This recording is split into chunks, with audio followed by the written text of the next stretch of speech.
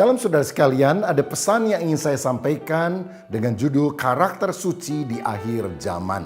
Dalam 2 Petrus 3 ayat 10 dan 11 firman Tuhan berkata, "Tetapi hari Tuhan akan tiba seperti pencuri. Pada hari itu langit akan lenyap dengan gemuruh yang dahsyat dan unsur-unsur dunia akan hangus dalam nyala api. Dan bumi dan segala yang ada di atasnya akan hilang lenyap. Jadi jika segala sesuatu ini akan hancur secara demikian, betapa suci dan salehnya kamu harus hidup." Saudara sekalian, kita sedang ada di akhir zaman dan kita tahu dunia ini akan segera berakhir. Langit dan bumi di mana sekarang kita tinggali ini akan lenyap karena nyala api. Dan kemudian Tuhan akan menciptakan langit baru dan bumi baru. Siapa yang boleh masuk ke dalamnya? Mereka yang sudah percaya kepada Kristus dan ditandai dengan hidup kudus.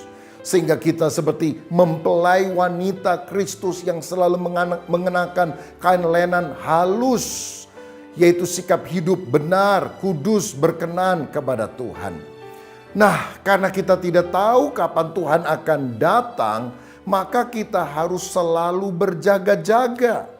Dalam Lukas 21 ayat 34 sampai 36 dikatakan, "Jagalah dirimu supaya hatimu jangan syarat oleh pesta pora dan kemabukan serta kepentingan-kepentingan duniawi, dan supaya hari Tuhan jangan dengan tiba-tiba jatuh ke atas dirimu seperti suatu jerat, sebab ia akan menimpa semua penduduk bumi ini.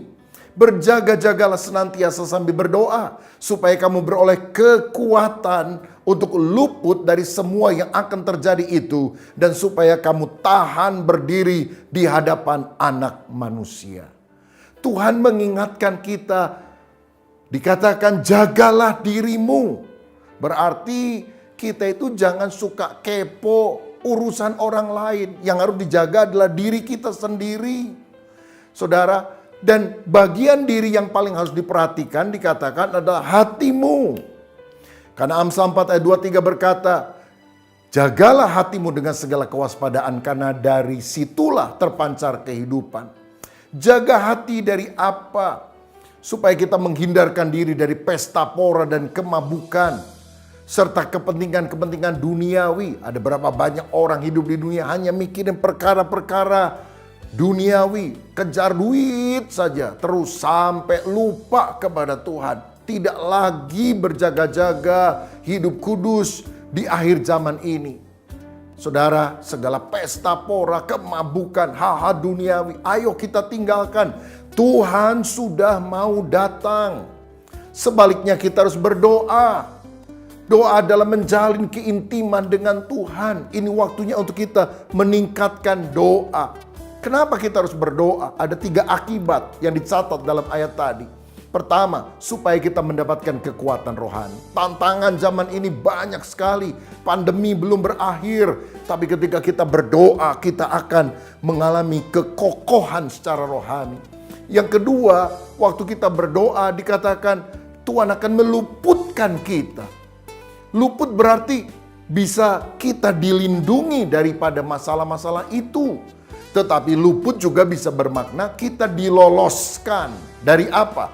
Dari masa aniaya besar yang akan terjadi ketika antikris memerintah.